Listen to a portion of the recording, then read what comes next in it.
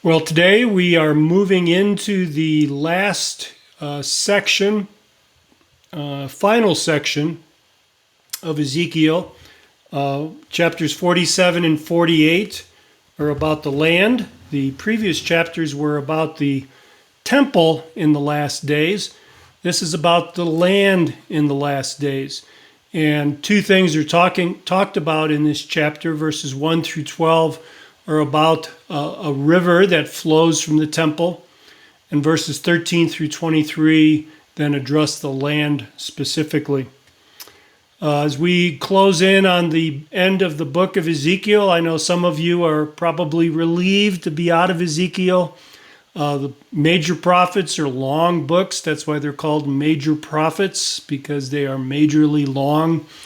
They are detailed. They have some repetition in them as well. And as we've talked about before, there's a large gap of history and culture that is difficult sometimes to bridge, to understand exactly what's going on there. But you've been faithful. You've continued to go through here, even if you've missed some days.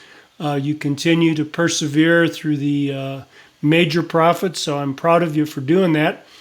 I looked up some data today just to remind us where we've been and where we're going. We started on this journey through the major prophets on the 1st of December last year. So we began a year-long reading plan taking us through the major prophets on the 1st of December. We've been in Ezekiel since the beginning of August, since August 3rd to be exact. So today, as we are in Ezekiel 47, this is November 3rd, and we have been persevering since August. So good for you. Set yourself apart in that way.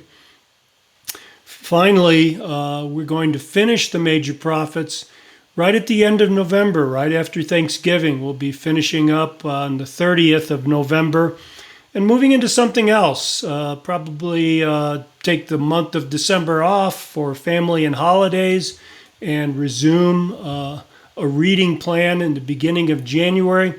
Be really interested to hear what you guys would like to study or perhaps read through in the coming new year, 2023.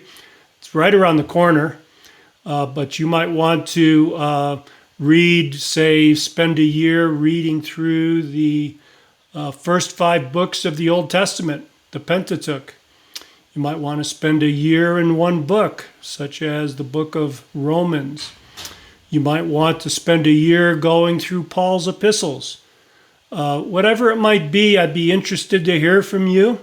You can leave a comment below in this video or send me an email, and love to hear from you and what you would want and how I could best serve you as we work our way through